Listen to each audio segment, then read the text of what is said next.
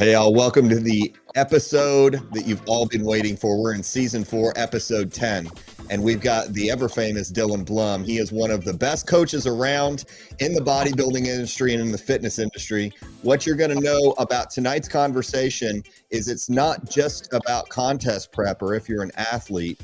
It's about staying balanced, it's about staying healthy, and it's about finding the right people around you. So, Dylan Blum, welcome to the show. Man, I appreciate it, Matt, dude. I've been looking forward to this for a while, so thank you for having me on. Yeah.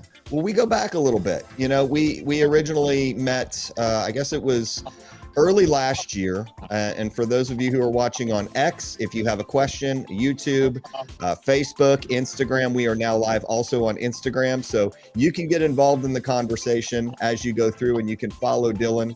You'll see the banner pop up here shortly where you can get a chance to know a little bit more and really kind of dig in. But I remember having a conversation with you, and we got a chance to meet at a sushi restaurant, which, by the way, is one of the best. I just ate there again today. And you have kind of had a meteoric rise in the bodybuilding industry. And I know you mentioned that you served in the military. Can you tell me about, what you learned in the military that's kind of helped you out to transfer you and translate into the fitness industry and coaching? Yeah, honestly, it's probably not your traditional what everybody says. Oh, I learned discipline and all that stuff, and it's more of a people skill kind of a thing, And I feel like and then even the Navy, man, you meet a lot of people, a lot of different cultures, things like that. So you're able to kind of learn and adapt and pick up on things that people probably don't pick up on. And whether that comes into developing plans or just learning how to talk to your clients or even networking. I mean, Matt, you both know, like, obviously networking is everything and everywhere, not just in fitness, but overall life in general. So I pride myself on being, I've never met a stranger, man. I walk into a room and I'm looking around and, I see faces and I don't forget faces. So, and then after that, it's just a conversation. Well, IFBB Pro Lamar Vaughn is giving you fire emojis. So if you see some of the comments, he's on Facebook right now. And for those of you who are on X, you can also give emojis if you like it. You went from the military and then you started to work in the oil and gas industry. And how was that transitioning from there to there? Because we kind of skipped a step here, and I'm curious, really what kind of value that added to your life and how that allowed you to get into coaching. Yeah. So I guess initially, if I'm going to relate that to anything, the transition was a little rough. Anybody who's previous military knows, like, that first year coming out back to civilian life, depression, instability. You're trying to figure out what you're going to do with your life, find your clique. And at this point, when I first got out, I'd already been, I won't say coaching, but, when I was 18, I was coaching my high school girlfriend for a show and all my friends. And, I was always that science nerd, as all the way from 13 when I started powerlifting and all the way until then. And then so I think people kind of clicked with the knowledge part of me and the passion. So, I was already coaching when I got out of the military, or even during the military. I just wasn't charging. I didn't charge anybody until probably 2020.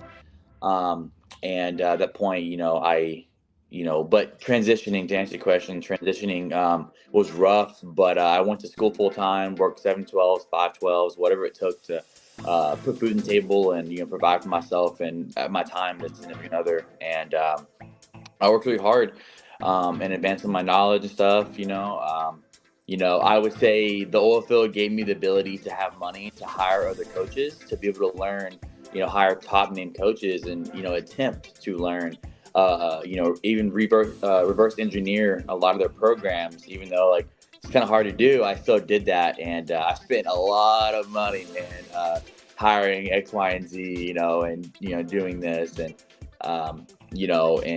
also a lot of times too, just having a stable job that is guaranteed paycheck. It helps create a peace of mind. Even now, like, I still work in the oil field. I quit for a little bit full-time coach, but 1 month it's a crazy month, like, whatever. And then, time's slow and I needed something stable, and that's why I continued my job for the 401k benefits. I love my job. I work with my best friend, um, and it's amazing money, and it allows me to have a W-2 income, but also use my coaching income as investments, whether it's real estate.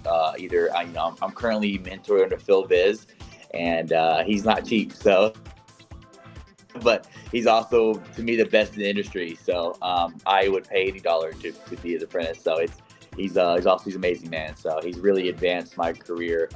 The day I hired him was the day that I doubled my knowledge. I'll say that, if not tripled. So I'm assuming your clientele went up too. Before we talk about your clientele, because you've had some of the best Olympians on your roster, you have done everything, poured blood, sweat, and tears into your athletes. And I think it shows based on when they show up on stage. So, some of it's mindset, some of it's physical. We get it. You had a powerlifting career, and you said you started when you were 13, 14 years old. And I remember we did a posing clinic, and I had to throw some chairs in the back of your truck. And I saw all these powerlifting trophies in the back. Some of them were like broken. Some of them were just sitting in. I'm curious, what got you so interested and so involved in powerlifting at an early age? yeah, so I come from a family of athletes. I'm by far the shortest male in my family. Everybody's like 6'5", 6'4", whatever, and 6'6", and just crazy heights. And I was kind of a late bloomer, and one summer I was 12 years old, and funny enough, what got me into just lifting weights was Brock Lesnar. Huge Brock Lesnar fan when I was a kid, and I kind of just followed his wrestling career, and kind of just got familiar with his background, and that involved me into like deadlifting and kind of powerlifting, even power clean, something like that. And I have a very obsessive nature to where if I find something I'm passionate about, it's over, man. It's I gotta be the best. And so back then my idea wasn't coaching, it was to be the athlete. And I'm not to discourage anyone out there, but genetics play a big part. And I have crazy, if not phenomenal, strength genetics. I have several WABDO records. They'd probably be broken by now, but I'm sure they're still able to see on YouTube like that when I was a kid. Crazy things. But I didn't have the knowledge I did back then, and I got injured a lot, and so I've still carried those injuries a lot now too, and just every day. But powerlifting gave me kind of a foundation for everything. Once you learn the true mechanics of like bench press, squat, and deadlifts, not only does the strength foundation carry over to bodybuilding, but I think it's the mentality of like, if I don't lift this weight's gonna bury me, squat or bench or whatever. So it probably creates some psychos, but in a good way too. And so I try to carry that aspect of everything I do. Like I said, my obsessive nature, even my current job right now, man. I'm trying to be the best, analyzer guy I can, and one day have a family and be able to do both and enjoy both. So yeah. Okay, so let's talk about weight category, where you were at, how much you had to cut in order to get there. Let's talk about some of your PRs and some of your best. So what were you weighing when you were powerlifting as far as a range? Because I know you probably competed in different weight classes. Yeah, so first meet ever, I was a freshman. I was 148 weight class. Didn't know what I was doing, but I did the it was downtown Houston, WBDL. I think it was hosted by who's the coach? Not John Moore, but he's the head coach for U of H. And he invited me to go lift there. And I was 14, and this is a collegiate powerlifting meet. We're all like college kids, and granted, they're all 148 too. Like I was light, so it wasn't but I mean, it's a big age for 5-6 years. And so I went there weighing 148, my first meet ever. I benched. Funny enough, I bombed some. I didn't understand the press cues, like they hold it like that. But even with the bombs, I still nailed it. I think a 314 bench. I did a 451 deadlift, and then that was just a push and pull meet, so there was no squat. So yeah, And at the time, squat was my best lift too. So I was really sad they didn't have it, but I just signed up for it because he asked me to, and then he ended up talking about signing me for a scholarship for year-based downtown, all those great things, man. And then that piqued my dad's interest. My dad's like, "Oh, scholarship," and then so me and my dad just became training partners at a very young age. And my dad's fairly young too, man, and so he poured his heart and life into making me the best powerlifter. But the thing was, I was so injury prone. I think also just not lack of hydration knowledge, lack of things like that, because I wasn't meant to be 148. I was walking around 164, 165, and having to cut that, and like not knowing the proper way, just like not drinking water and all these silly things. If I could go back and just, hey man, do this and this, and like it, who knows what my numbers would be, but we all say that, oh well, something we always want differently, so but it was fun, man. And so that was my first meet. My best ever, I did raw and equipped, so single ply equipment. I don't know if you know the different. Some of my best lifts, so I blew up my junior year, like from 165 to like 220, and it was like people were like, oh, these kids on gear, and I was natty, man. I should have puberty, whatever it was. It hit. But people were like, I didn't get much taller. I just like my body matured, and like I took that. I actually understood nutrition a little more at that point, and I was just pounding food. I kind of understood A1C a little bit, insulin sensitivity, timing, and I spent that whole summer sleeping and eating and training. When everybody's going partying and doing kid stuff, I was watching YouTube videos of Ronnie Coleman and Jay Cutler and, stuff like that. So, it's probably why I didn't have any friends for a little while, but, but either way, man. Yeah. So I went in the best numbers I had was, the end of my junior year. I did let's see, that year, 501, I think I did a 424.6 raw. I did a 501 equipped, and then with a single ply bench shirt. And then I don't remember my squat number, so I know it was mid to low sixes. And then my deadlifts was I went from sumo to conventional, so I was bouncing around like 500 or 600, but my numbers really didn't get high until I got in the military. If you were a powerlifter in A school, they kind of gave you special attention. So I was like, well, that's what I do. So, all right. So I don't have to run a mile and a half if I go bench press. So I was like, I hate running. So I went and did that, man. And I broke most of Pensacola Base's records. I was doing, I hit a 471.6 in the kilo conversion, whatever it is, in bench press. And I was doing deadlift was 640. And that's really about it, man. My squat never went much higher than high school. But it taught me so many things, and just, it was fun, man. And, for somebody who struggled genetically to stay, injury free and like that too, I think those injuries, even though they're the worst thing, I don't wish injuries on anybody. I thank them because it taught me, okay, well, I can't rely on just genetics and just going all out in the gym. I have to approach this a smart, ethical way.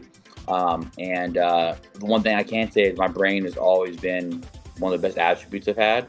And so whether I've neglected that or accepted that, now I'm on the coaching side. And so no offense to athletes, but it sucks to athletes because they're the ones who are always broke and not making money. And as a coach, I get to enjoy, their success and build that relationship and build that bond. But then also, I'm not, $2,000 at a show, typically. So it works out, man. But things happen for a reason. God has his way of doing things, and the path he has me on with coaching, it's just, man, I'm so blessed. So blessed. God is so good, man.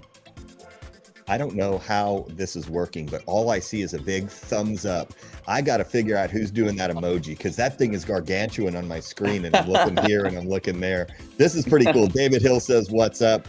He's from the northeastern part of the United States. And for those of you tuning in all over the world, we're live with the Dylan Blum. You can follow him on Instagram at Classic Blum, or you can follow him on Facebook at Dylan Blum. And interestingly enough, I just went live with a guy kind of impromptu yesterday.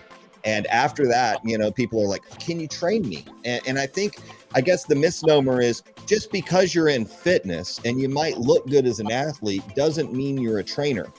And I'll give you a great example why. Dylan knows in and out nutrition. He knows pharmacology. He knows how to get on stage, how to peak somebody, how to prep somebody, how to rebound, how to reverse out. I know those terms, but I don't know what comes with actually figuring out the exact science of it. So even though I had a coach do it for me, it's like ABC for dummies. You see a lot of this in the sport. Somebody goes and they competes and they, work with a coach or two, and then they think they're an expert. And after they've competed on stage, they think that's their credentials. And then they go out and try to start a coaching business. How often do you see that? And what ends up happening? Oh man, what I'm about to say, I mean with all respect. But no, There's this is no. uncensored, unfiltered. You can go ahead. I'm gonna be uncensored and unfiltered. It's when and it's hard because when I came up, people were like, "What have you done in the sport? Why do you think you're qualified to coach and all these things?" And I'm like, "Man, you're right. I just had a few clients and like was learning and things like that. But that's hard. I know it's kind of hard to justify, But um, so it's I feel like we have an oversaturation of coaches right now because, in my situation, I couldn't be the athlete. So a lot of these people are, oh, I can't be an athlete. I'm just going to coach. But, I always go out of my way, and you'll hear there's people out there, certain coaches that I go above and beyond to help because I see their intentions and it's pure. It's not because of the money. It's not because of the fame or whatever you want to call it, right? It's just because they love the sport and they want to master the craft and do their best. I always help those out because they remind me of myself because I had nothing but the best intentions coming up versus a lot of people just want to make a quick buck. They want to do this. The hard thing about this though is I get so many protocols, even from famous coaches. This isn't just about, people are coming up and doing whatever. It's actually about these protocols should not be put on clients. And thing is, you ask these coaches, well, why are we doing this, and what's the mechanism, like et cetera, et cetera. They can't tell you. They can't, and that's harsh. Like, oh, well, trust me, I'm the coach. Do what I say. That's never an answer, acceptable answer. I do my best to tell my clients too, like, hey, we're doing this, and this is why, and things like that. Do my best. Can I, if I'm not going to put you on something I have no clue about. And if I don't know anything, which has been pretty rare the last 8 months, but Phil, who is just a fountain of knowledge. So he's probably experienced more than any other coach in the industry. So I'm very reluctant to have that resource and, utilize it to the best of my abilities. But if you're a coach out there and you are watching this, man, don't make the same mistakes I did. Don't rush it because I tried rushing it. Once you get a taste of your first win, like really good win, you're just like, oh, I'm full bore. And that will drain you very fast. And as much as I love the fitness industry, not everybody has your best, and what's the word? Best interests. Interest, yeah, best interest at heart. And nobody's perfect. We all make mistakes, but as a starting coach, just do your best to keep the morals high, put the client first, but also set boundaries too. When I was coming up, man, even I just started setting boundaries like 6-7 months ago, and if my girlfriend is watching this, she's the one that, has really enhanced my life times 10 and allowed me to create boundaries. But, the oversaturation really, man, it's not going away. It's just going to get worse and worse and worse. But, what we can do is look at credentials, do proper interviewing, I see people are coming out with a lot of mentorships and certifications and stuff. And I just ask, man, I don't think people say you have to step on stage to be a great coach, but I think I've proven that you don't have to do that. There's plenty of other coaches that, Connie Rambod, how many Miss Olympians do you have? So I think it was always about that, but just have the best intentions, man, and never stop learning. There is nobody knows it all. Nobody. But yeah. I think about it the opposite way because, just because I was an athlete doesn't make me a good coach. And great Yep. coaches don't necessarily have to be a great athlete, or even an athlete for that matter, in that respected, if they know the knowledge. So you talked about Phil being your mentor. How early in your coaching career did you get Phil on board, and when did you know you needed a mentor? Man, here's the thing: is finding the right mentor. I had paid other people to mentor me, and when things went down south, they weren't there. So, um, me and Phil linked up because I wanted to do my own bodybuilding career again, right? I was kind of focusing that for a little bit. And I quickly realized you can't, I'm not saying you can't, but it's almost impossible to be in prep and have 100 athletes or even 50, maybe even 30. Um, Man, I only think of one who can actually coach and then also can coach high caliber athletes and also be a good athlete, like combo. Like it just doesn't exist because bodybuilding is very selfish. If I'm eating 6 meals a day, doing 2 hours of cardio, and I'm drained, and then I have 100 clients, I'm telling you, my energy just is not going to be there for my clients. And I quickly learned it'd be very selfish of me as a coach to not be able to pour that energy to them. So, you know, well, I'm not going to be Mr. Olympia, so why am I going to put in it? Maybe this is the easy way out. I don't know, but I'm not going to put my energy and time into this when I know my skills as a coach, my potential as a coach is 10 times higher than an athlete, if not more. And I want to continue to prove that. My first pro show that I had a client win, the same people are like, "Oh, why are you coaching?" Like, "Hey, man, what do you charge? What do you do?" I'm like, "What?" And so it's a good feeling, and I don't hold it against them because, God, how many, like I said, how many coaches are out there right now? The oversaturation we have, uh, so I totally get it. But you have to prove, it's like proving yourself before you're there. And so, yeah. I remember the March Posing Clinic where, you showed up, you had all your wellness athletes, and you're somebody who's known for having extremely high qualified amateur athletes as well as top pros, which really is unheard of, to have a stable of athletes that really is just of the utmost quality. And when you go on stage, that's Dylan's athlete, that's Jay's athlete, and you're getting overall wins at local, regional, national shows, even at pro shows at the highest level. And I'm curious, we'll bring Jay Martinez into the mix for a second. Not that he's watching, so you don't have to worry about what you have to say. But I noticed, and I go to a lot of the same shows that you do here in Texas, because I like to not only watch the shows, I like to watch the coaches to see how they act, to see if they're invested in their athletes. And what I noticed is at one of John Sherman's shows, I watched you and Jay sit next to each other, and those two athletes in classic physique were battling out for the overall. And it was going to go one way or the other, right? And the thing I loved is the athletes, as soon as they announced, you guys gave each other a hug, and they gave each other a hug, because that's the kind of camaraderie that we're missing in the sport. So what would you say, really, how do you identify great coaches? You being one of them, how do you look for other talent and other coaches and coexist in the same space, knowing that you always want to be the best and they want to be the best too? Oh yeah, that's fair. That was Tournament of Champions 2023, correct? Yeah. Jay, if you're watching this, I'm like 3-0 right now, dog. I'm just kidding, but no, I love Jay, man. Jay's good people and fun and always positive, And so when I go to shows, a lot of coaches have egos, man. They will puff their chest up next to you, walking by like, my athletes are better, and it's always those coaches my clients are beating. So the ones that I have respect for, like David Short, Jay Martinez, Bo Back. There's so many there's so many up and coming coaches, especially in Texas. Like coaching in Texas it's not easy. It's everybody. It's competitive, man. So, but I'm appreciative though, because when season's we're like 3 months away from season starting. Yeah.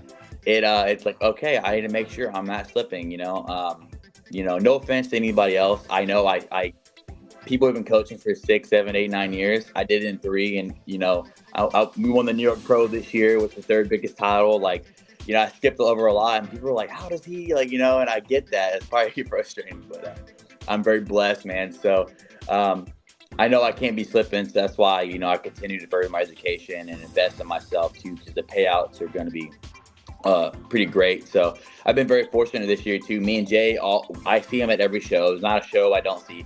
There's been occasional, but what's cool is Jay will hit me up and be like, "Hey, can you take a look at my client?" I'm not there. I'm like, "I got you." And then vice versa. Like I've had North Americans this year. I had a bikini girl doing. I was like, "Jay, I couldn't be there because of a family thing." I was like, "Can you just look at her?" He goes, "Oh, she looks great." Like I'm gonna adjust this and spot on, man. And that's so important too, man. I love brotherhood. I love camaraderie.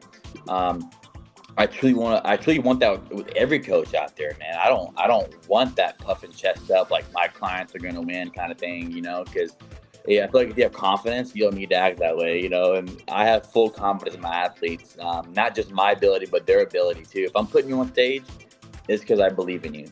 I wouldn't let you on stage if I didn't believe in you. So like that. We need more of this kind of coaching. Man, I really. What I would ask you, sorry, I got a little reverb on that.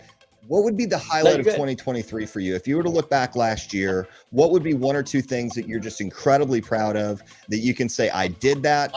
I didn't know it was going to go down that way, but it did, and I'm so thankful and grateful"? I got chills on that one because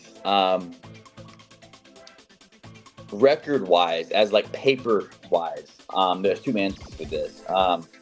I went through one of the life-changing events back in February of this last year, literally a year ago about, right? My life was like, it was bad, man. I can't express how bad it was. Felt very alone. I didn't have anybody I could trust. It was bad, man. I had a lot of healing to do myself too, like, don't get me wrong, but I stuck with it, I pushed and pushed and pushed, and until finally, I had Tony Burton, man. He's a great guy, great athlete. We worked together 25, 26 weeks maybe. First show we do together, he typically had problems with being conditioned and peaking. Not because of him, but, for other coaches like that. But we first shot, man, he moved in with me about 6 weeks out from the show. We said, "Hey, we're doing New York Pro, which is the third biggest in the world." And we got so peeled, and we were the lightest guy on stage, the lightest guy by like 40, 50 pounds. And we won. And it wasn't like an easy win, but like it was a pretty, I won't say dominant, but like it was clear who the winner was from the get-go. And for a coach from mine, I was coaching for 2.5 years at that point, 2 years maybe. That's like somebody who coaches who've been doing 15, 20 years. Like, so for me to just leapfrog like that, it clicked on my head. The first thing I thought was, "God, this is you rewarding me for being consistent and improving not just myself, not my coaching skills, but also my character and things like that too." And just, I feel like I grew up a lot this last year. And so, with that happening, it was like, I was like, "Hey, this is why you stick to what you're doing. I put you in this path. Don't stop, man." And so here I am. And so that was like, okay, time to go full bore, and like really. And so after that, it was just like, dude, I didn't lose an overall until maybe dude, at every show, like I had won like 20 overalls and I lost one. And that's, judges, whatever. But, and then it happens, man. It just, everything happens for a reason. So like that one right there, man, New York Pro, like title, it's a huge, huge deal. But I would say I have some OG clients, for example, Ariel, he's been my first client, one of my first clients ever. We've been on a streak of just killing overalls, man. And he's going to be a very good top pro one day. And so we missed his pro card one place this year, but every time we work out together or prep, or even with Tristan too, man, I work out with Tristan. Tristan's one of my OG clients, Femster. All those, man. David Meadows, anytime I get on a prep with them, it's emotional because I'm like, those are the people that every time they win, it's a New York Pro for me to win, because those are people that believe me. They're a big reason why I'm here, because their success allowed me to gain other clients. And it's an avalanche snowball effect, so very appreciative of it. Well, I just have to say this because I just realized that this is the first time we are broadcasting on Instagram Live along with the other 6 platforms, and I'm looking at who's here. Somebody like a Joe Cantu, a Tony Cadenas. We saw, a bunch of coaches jumping on. Of course, Arsenal, and I see Emily and Sharon. But you know what's cool? Bryce Stratford. He's a guy that Ariel was going head-to-head with at the Iron City Classic. And I know that was a really fun rivalry. So, going into 2024, it's a fresh slate. Season really hasn't started officially on the books yet until the first show kicks off. But really, you've already started with your clients because some of them are in prep, and then you're going to, obviously get an influx. And then all of a sudden, instead of just having 5, 10, or 15 athletes ready to prep, you've got 35 to 50. So what are you most excited about for this season coming up in 2024?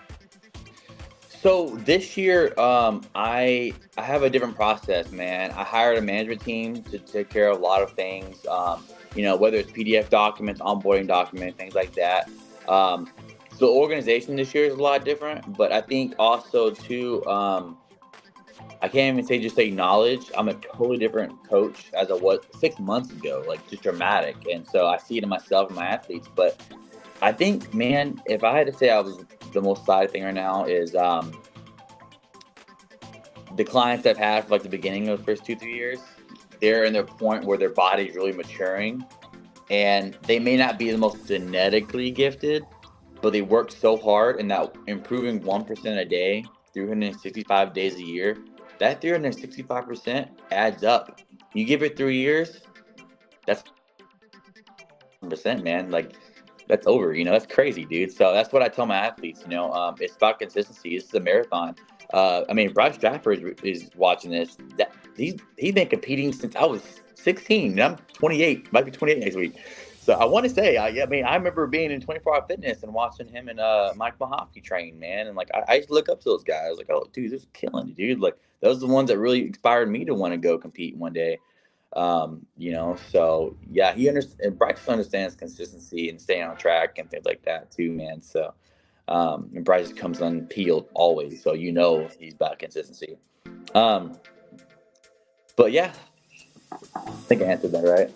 Yeah, I think Bryce, come to think of it, every show I've seen him, he's placed. He does Sherman's show. He does the Iron City Classic. He does our show, the Storm Classic International. He's a top 3 guy in every and he's right there. He's in the mix, and I know he's tasting victory somehow. He's like literally 1 to 3 points away from number 1 at any given show. So I like the fact that, when you were looking up to him, I guess you don't look up to him now, according to you used to look up to him. I'm kidding, Bryce. He still looks up to you, respects you. We got to throw in a little bit of mix every now and then.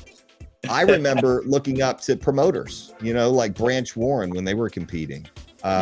John Sherman's another one, Lee Labrada, all these Texas guys who now have their own shows, and we see the next generation of athletes coming through.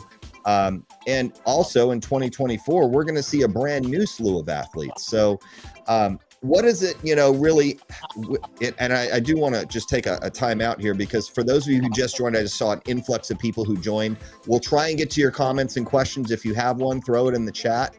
We are talking with Dylan Blum, and he is a professional contest prep coach, as well as a lifestyle and client coach. And I remember running into Patrick. We saw a guy who was sick. He was about 270 pounds peeled on stage. And, you'll remember this too. He wasn't at his best, because he wasn't feeling good, but he killed the show. So how do you get people ready? They don't even have to be at their peak, and some are doing rebound shows, which means they just came off their peak, but they're still winning. Some are doing lead up or warm up shows, and, they might be 10, 12 weeks out. What's really your key to your consistency with your athletes? Get my secrets out. Okay. I don't mind this though. I don't mind giving information out, because I think a lot of people aren't, no disrespect to anybody, I just feel like a lot of people they can have the puzzle pieces, but they can't put them together. So for that particular thing though, before I go into that, Patrick had COVID and didn't even know it. Was around everybody, had COVID. Could not breathe, sweating his butt off, horribly sick. So I did a mock speak with him just to see, I even monitored his blood sugar. I monitored a lot of things to see where he was at during that time. And he still sweated on stage, obviously, because he's sick as a dog. But, even though he still won overall, that's one of the stories where it's like, you're growing up, nobody's going to believe that, but it's cool, man.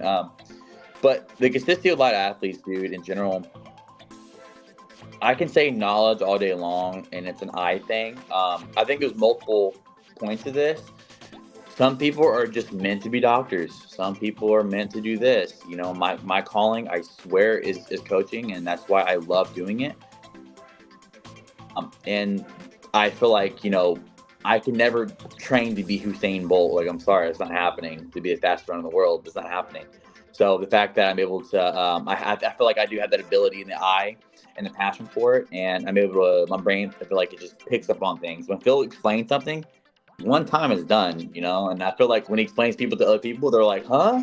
And like, to me, I'm like, Phil, I already got you, man, so, but another process too is, I feel like the more wins you get as a coach, the more your clients trust you. And if you give a client, let's say, all the answers to the test, they're going to pass that test. So you give them the info that they need to know to be successful. And then you show them like, hey, I passed this test too. You can pass it. Here's the answers. Here's what it is. They're like, oh, I can do it. And so a lot of times it's just getting an athlete to believe themselves. But that makes it harder for me because I try not to be too personal with my clients anymore. Because then, it just becomes kind of attachment style, and that's not what I want. I just want my athletes to be able to trust me, look at their plan, follow it, ask questions accordingly. But me, I don't really miss shows ever. I'm at every client. My client's competing. If I'm not like in a wheelchair, I'm there. And so, being in person helps the biggest too. Peeking over the phone is not fun.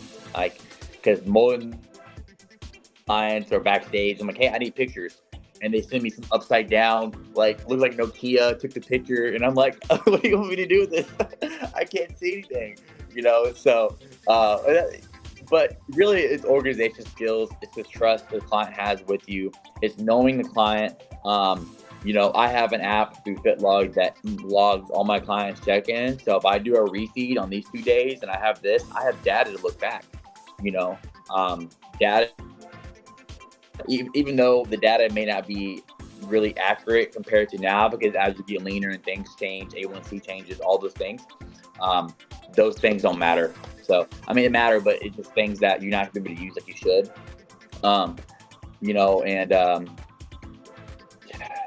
I'm gonna be honest, when nutrition is maxed out and training, maxed out, and like you're hitting those things, I think the ability to understand pharmacology, not on a paper, because everybody's like, oh, well, this drug does this and this and this.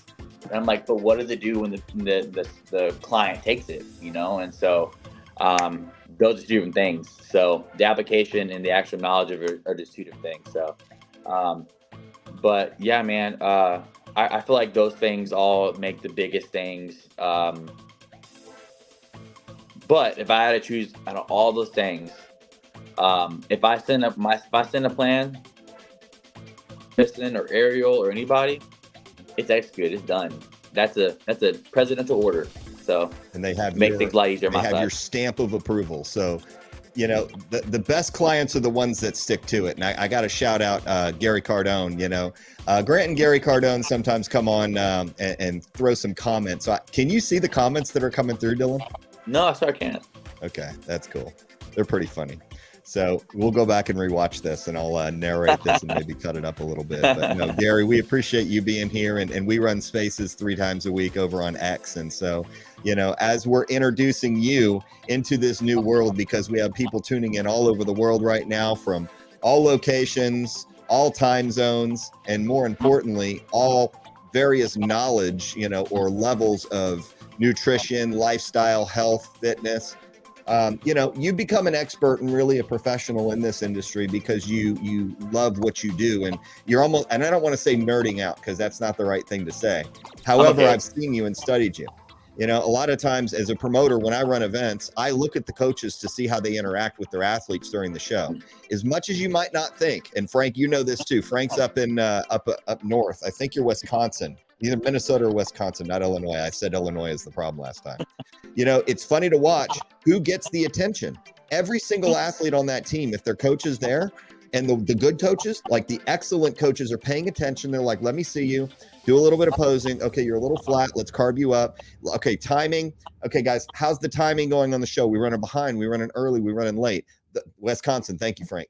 Those are those little details that you pay attention when you get a professional coach, as opposed to a new coach who's like, so you're going to do a show? Cool. I can't be there, but here's your plan. Good luck. And you're taking the time to handcraft what your athletes need to bring them in the best, because you want your athletes to win just as much as they want to win. So you gave your secrets. We appreciate that. Now, just back to kind of what your vision is for your team. You've had triple digits on your team, and it's very, very challenging and time consuming to make sure that everyone's customized and getting ready. So you said you've scaled a little bit. What could be your limit? Are you accepting clients? Are you taking clients at this point? Yeah, so I'm getting close to triple digits right now. But it's also the New Year's, so I know the first 3 months, those New Year's crew expect a 25% drop within the next month, honestly. You know, I hope they stay. God, I hope they stay, of course. Like, but I can respect everybody wants, the New Year's crew. I respect that. But I am hiring an assistant coach. If he's watching this, he's Bojack on Instagram. His name's Boback. Great guy, man. Guy's PhD in civil engineering, super smart, loyal as a come, man. And I see me when I started out with him, and he's been coaching for a little bit, and he's got some good athletes, a lot of potential, but it's not an if he's going to be great, it's just a win. And so I want to be able to guide him there in the right direction. Things that I wish I knew coming up, and just kind of keep him safe, like under the wing, So, but he's a great guy, man. He's, I love him to death, dude. But, I potentially want to come down to the 50-ish mark for clients and just have, I think the one thing that I'm struggling with right now is a lot of clients will be like, hey, I sent my check-ins on this date. Check-ins are Saturday or Sunday, by the way. But they'll send check-ins late or whatever. Or some of them do send check-ins on a Saturday, and they're like, hey, I didn't get it. And we have, man, you were like leaving us on a cliffhanger. I didn't get my what. That was great, Dylan. How'd you do that? I had a client call me now. So, she'll probably call again in a minute, so I'm waiting for it. But that's okay. Just hit that end button and be like, hey, I got something more important than you, lady. Okay. So, I find the problem right now too is, having that many clients is they expect responses, fairly fast. But by Tuesday I get to my clients no matter what. So I just tell them, hey, if you want a response in 24 hours, check in on Monday or check in the appropriate time frame. But I'm hiring the assistant coach to take over, more of the first-time clients, bikini. And I love my bikini girls, don't get me wrong. Look, I just, they're sometimes harder to work with. But, what I really know. Can you point your finger and put your finger on it, why they might be a little bit more challenging? We'll save that for the next episode. Very good. And by the way, Jay is watching. So I was going to surprise you and text him the link and then bring him on and say, surprise. But we won't do that to you now. Okay, so back to the bikini challenge, and then, your coaches, and clients, the way they expect their check-ins. Go ahead. Yeah. The hard thing is the entitlement, even for my price, I think I'm underpriced because, we wouldn't even go in that direction, but I'm underpriced. So, a lot of times it'll be mid-off season, or they'll just, they're not even close to a show. Because if you're on prep with me, your response is that same day. You're getting student response. But if you're off season and you didn't even follow the plan I gave you, you're like, well, I didn't get a response this week. And for 2 or 3 days.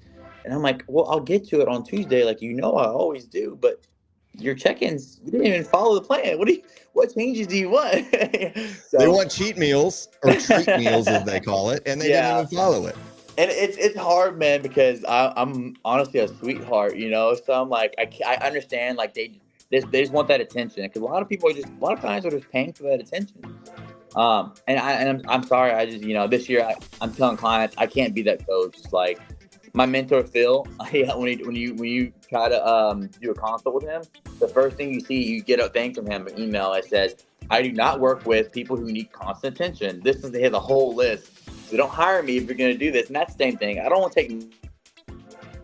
She called again. Oh, you caught it early though this time. That was pretty good. Oh God, this is great. I love it. Go ahead. Oh wait, now I can't hear you. Did you hit mute? What'd you hit? We're going to get this fixed, I promise, ladies and gentlemen. This is the beauty of getting a chance to interview high-level people, especially when... Oh, I see Stephanie. Hey, Stephanie, and I see Manny. I'm going to shout you out. Monica, good to see you. Oh, yeah, Jay Alexander. We got professional wrestlers tuning into you. So this is... The good thing is, like, Jay sometimes comes and trains at Roman Empire, and we miss each other, and he's somebody who is a professional wrestler on the circuit. And Manny Cabo, the voice... He is a professional singer who made the show, by the way, and we got a chance to connect on an earlier platform. So it's really nice to see a blend of athletes as well as superstars and celebrities joining us. As I look through, I see 72, the architect. Jennifer Sellinger from Canada, welcome. And who else do we have? Oh, we've got Flippo. Good to see you. And I always like to shout out, if you do have a question, we will be wrapping up. But how we doing on that, Dylan? Can I hear you now? I can't hear you. Dude, what did you do to your phone? We'll try it. Oh, I just saw the mic go off and on.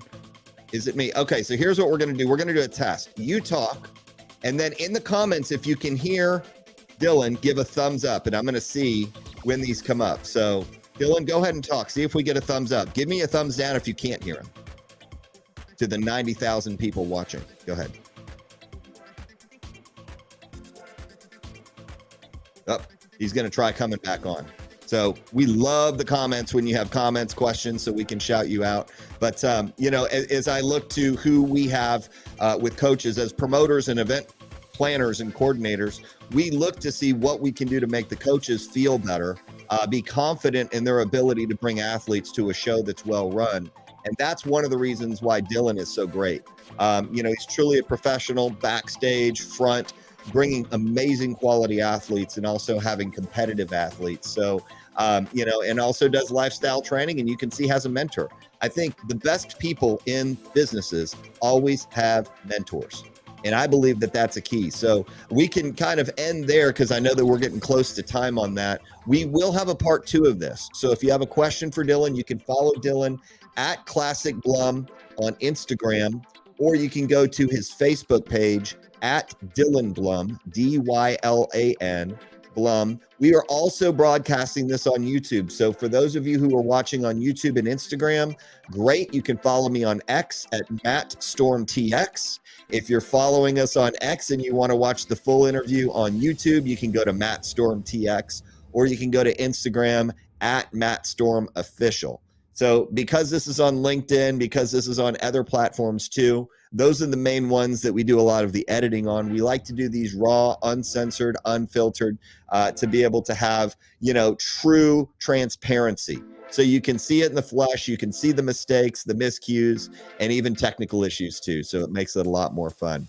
But guys, gals, we appreciate you being with us on your Friday night. If you missed any of the replay, you can go back and watch it on those 2 platforms, wherever you feel most comfortable. X, formerly known as Twitter, YouTube, it's a free subscription, so you will be notified every Friday when we go on. Just to let you know about some of the guests we have. I am seeing if I can lock a time down with Mike O'Hearn. Still working on that, but we have locked in Branch Warren, IFBB Pro legend and promoter, as well as Arnold Classic champion. At the peak of his game, you can see, and we're going to have a conversation in 2 weeks about his journey to the stage and the setbacks that he incurred, but more importantly, how he is still involved with the sport. So I can't wait to bring you some of these amazing guests, celebrities, and these are people that we really enjoy these conversations. We can do this all day long. So if you have someone that you want to see come on the podcast, We have a wait list of about 31 people right now. So we might need to start going to twice a week, but we will be holding at 6 p.m. every Friday until further notice. We will have episode 11 next week. And we will go into episode 12 with Branch. We'll have a surprise guest coming up this Friday. I will announce that on Instagram as well as Facebook. So guys, gals, until then, take care. Have a great week. We'll see you next time.